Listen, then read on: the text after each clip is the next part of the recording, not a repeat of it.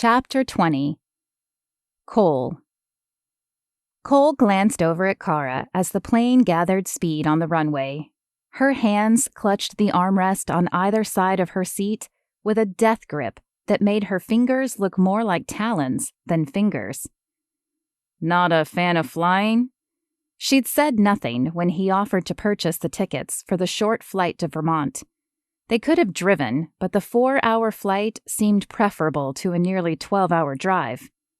Nor had she said anything as they passed through the security check or waited in the boarding area. If she feared flying, any of those times would have been a better time to mention it than right before the plane left the runway. She flashed him a tight smile. Can't say it's my favorite thing to do. In fact, I can't remember the last time I flew.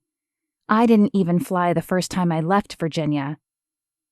Cole placed a hand on top of hers. If you close your eyes and take a deep breath, it helps. He wasn't afraid of flying, but he'd once had a fear of public speaking, and this was one tactic his teacher had taught him.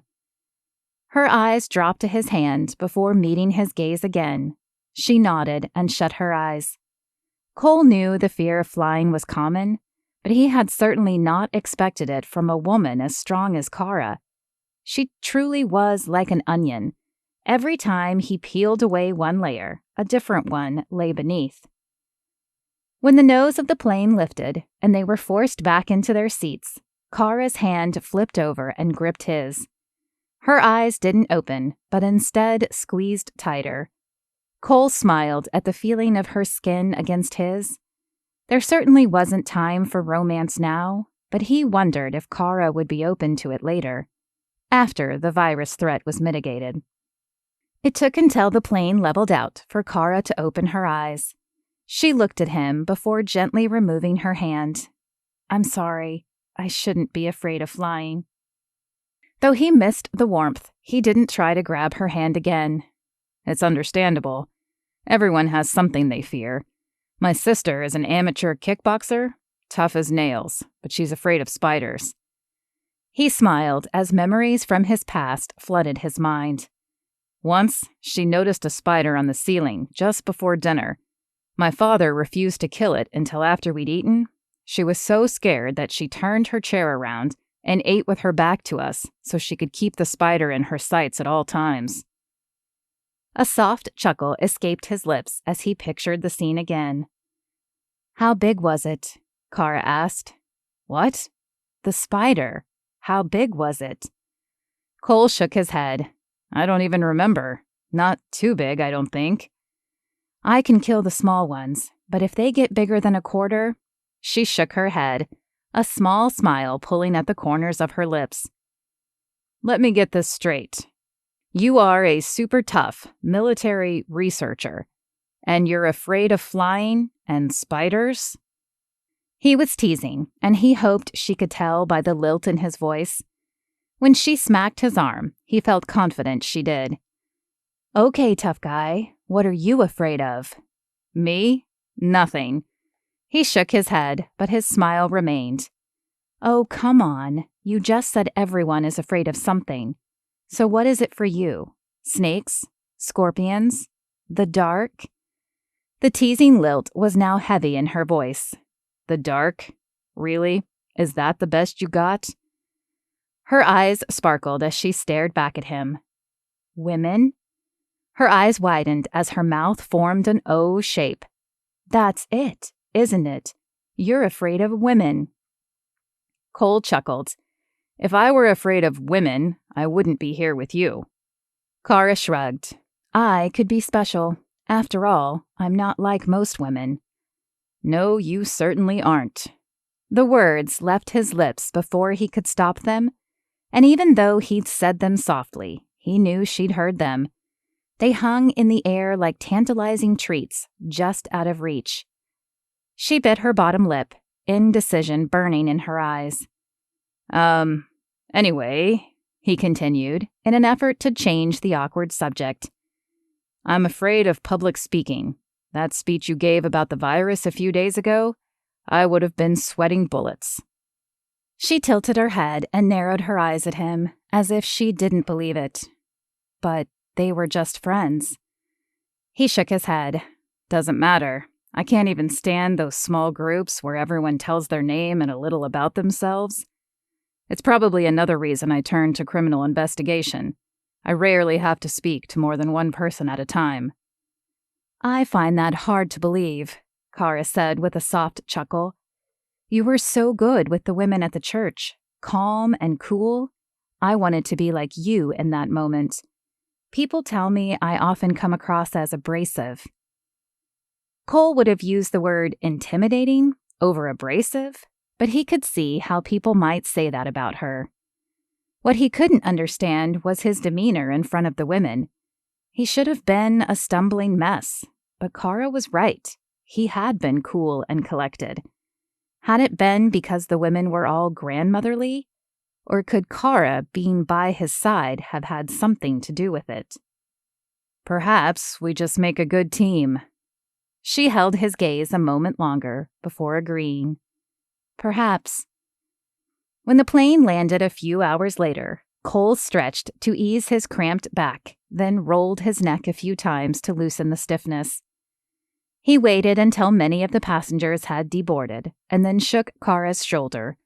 She had fallen asleep about an hour into the flight, and he hadn't had the heart to wake her.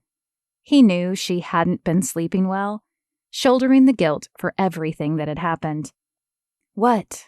She sat up, rubbing her eyes. Have we landed already? We have. You ready? She blinked a few times as her eyes adjusted to the light, ran a hand through her hair, and then nodded. Yeah, let's go. In the airport, she asked to stop at the restroom, and Cole took the time to check his appearance as well. Though his face was a little more haggard-looking than he would have liked, he didn't have the dark circles Cara sported. He wished he'd brought a toothbrush, though. Mints or gum on the way out would be a necessity, as well as some food. He hadn't had a good meal in hours. Wetting his fingers slightly, he tousled his own hair, patted his cheeks to give them a little color, and then exited the bathroom to wait for Cara. She had apparently had the same idea, as she appeared a little fresher as well. In fact, if he wasn't mistaken, she had applied a light gloss to her lips and a slight sparkle to her eyes. He bit back a smile. It appeared she had some girly tendencies after all. You mind if we grab some food before we head to the address? I'm famished. She sent a smile in his direction. Not at all. My stomach was protesting the lack of food as well a moment ago. Though airport food was not always the best, nor the cheapest, Cole didn't want to try to find a decent restaurant in an unfamiliar town. Instead, they settled on a chain restaurant they both agreed served good food. Tell me more about your family, Cara said after they had placed their order.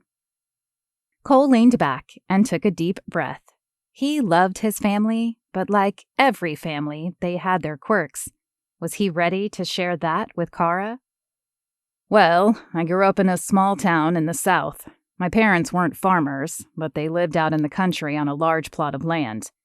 It was pretty lonely growing up, not many neighbors, so Cindy and I became close. She's 2 years younger than me, blonde, perky, friendly, pretty much everything I'm not. Cara's brow furrowed.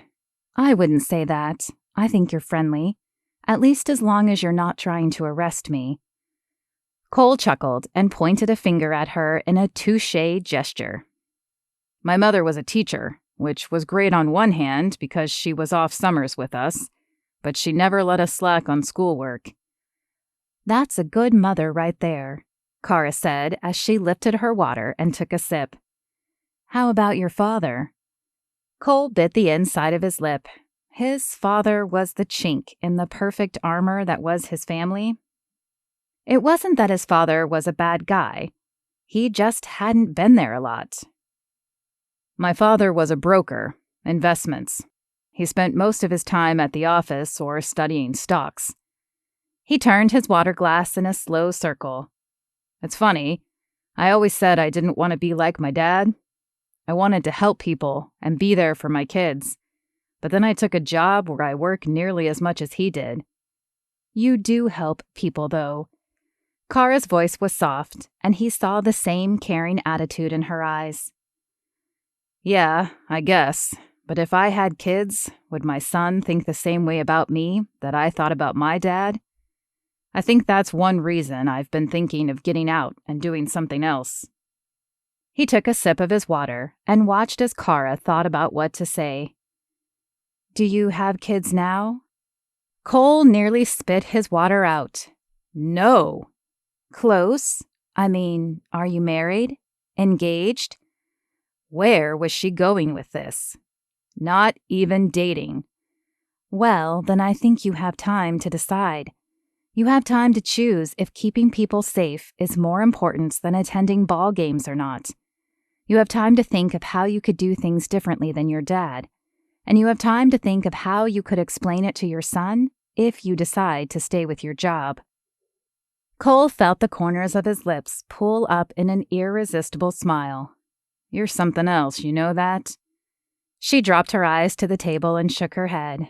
No, I'm just a woman who's seen a lot and has some big ideas. There was something in the way she said those words that told Cole there was more to her background than getting teased for being overweight. But he could also tell she wouldn't be opening up about it right now. He filed the information away for later and opened his menu.